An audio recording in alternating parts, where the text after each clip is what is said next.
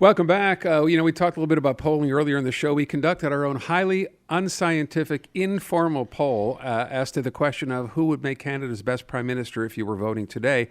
And Natasha, who conducted all the math, which in and of itself is somewhat concerning. It's a miracle. Came up with, what did we end up with when we asked the question?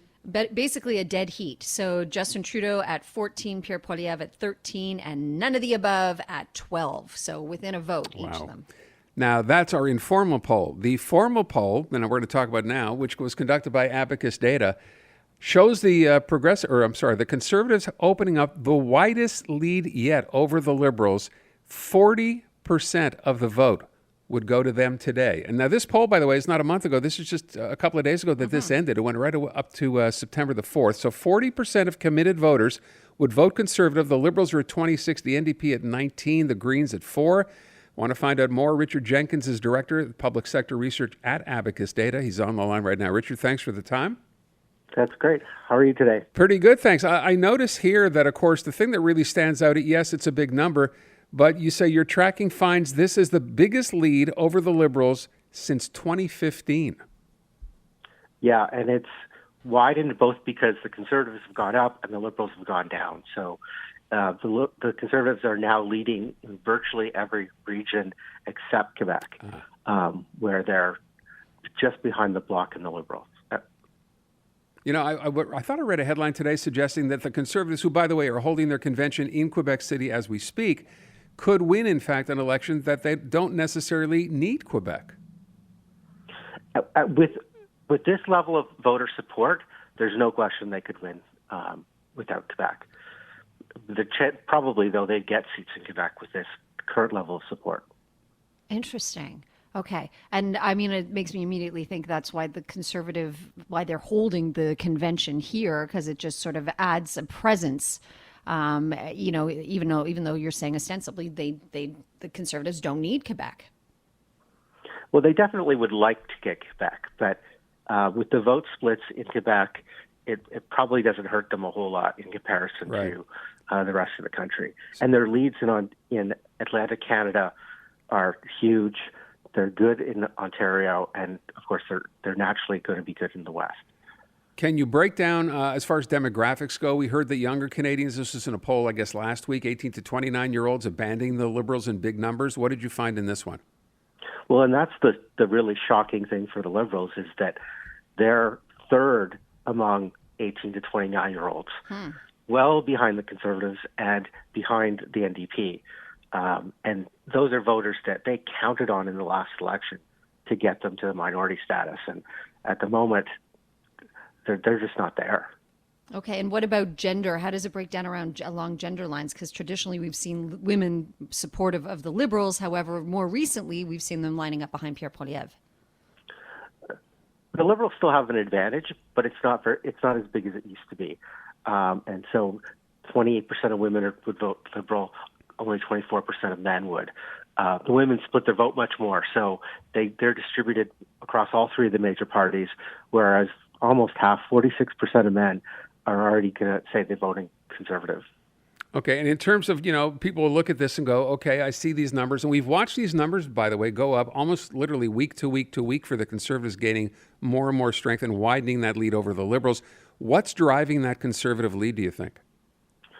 I think it comes down to two things. The first is that all voters care about right now is the economy and affordability and cost of living, and those things are not things they're seeing the government have a plan on. And then the other part of it is that impressions of Poilievre have improved. They've spent a lot of money advertising, trying to move those impressions, and for the first time, his positives outweigh his negatives. Yeah, so that campaign, that advertising campaign, which we, of course, noted, and it was a pretty big media buy, I guess you'd say it does, as you just said, does seem to be working. Yeah, it's certainly not hurting, and there's no counter to it, right? In the election campaign, you'd expect there to be a lot of noise from the other side, but at the moment, there's been no real Liberal response in terms of paid advertising, and so he's got his own free exposure. Well, not free, but yeah, he's benefiting from it. That's for sure. What do you think of the fact that so many people say they don't like either of them? What does that tell you about our current state of affairs? Well, not surprising. That's been growing and growing as a problem over the last 20 years. And I don't know that we have a solution to it. And as our politics become more divisive, the ability for any leader to really capture the imaginations of voters is really declining. And on the whole, we just don't feel good about the state of things, right? Well, and that's the biggest problem for the Liberals, is that we're getting the lowest levels that we've seen in a long time in the percent of Canadians who think we're going in the right direction. So there's just this real angst, and with the economy potentially getting worse, none of this is good news for the Liberals. Yeah, it's funny. I noticed this part in the Abacus data here that says the Prime Minister's net favorable rating, you can explain this, is minus 24, which means nothing in and of itself until you compare it to what it was back in 2021. That's only 2 years ago. Yeah, he was the benefit, or at least he wasn't a net.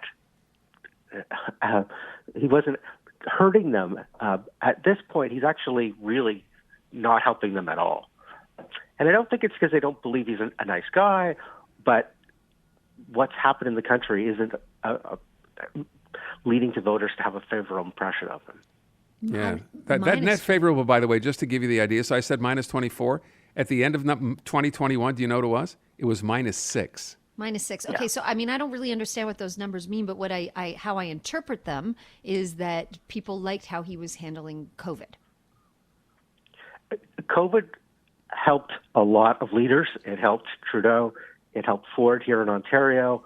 That negative, like that net score, really almost twice as many people have a unfavorable view or a negative view of Trudeau than have a positive view. A net score of minus 6 means there's slightly more negatives than positives, but now it's not even close.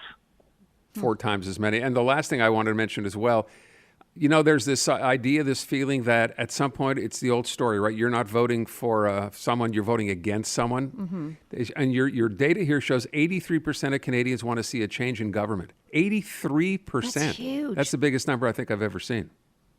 It's really big. And at the moment, you know, we're not about to have an election, so none of this really matters yet. But there's no question that this is a really crazy time for Trudeau, but he can bounce back from this. It's not that there's no way out of. It's going to be a challenge, but a big pandemic, a big crisis, all of those things can help a leader demonstrate leadership. His biggest challenge right now is that no one's coming with him. It's really hard to lead from behind. You kind of need to be out in front and have a plan and be executing it and showing people that you have the way forward. But at the moment, everyone's tuning him out, I think. Yeah, I think and you're the Liberals aren't countering it with any real advertising against Poilievre. You're right. And I mean, I guess at this point it would take some sort of major misstep on the part of Pierre Poilievre, but there's lots of time. And as Bill just wrote in on the text line. It could happen this weekend. Yeah, who knows? It could indeed happen this weekend at the convention. As Bill just texted in, the only real poll is on Election Day. End of the day. We're far away from that. Richard, thank you so much for your time. Appreciate it. Take care. That's Richard Right, Jenkins over at Abacus Data. These new polling numbers showing more bad news, I guess, fair to say, for the Liberals. But as one pointer texted out, you know what? It's a long, long way till an election. At some point, by the way, they're going to have to step up their game. It's only a matter of time till you start seeing, I would guess, either attack ads.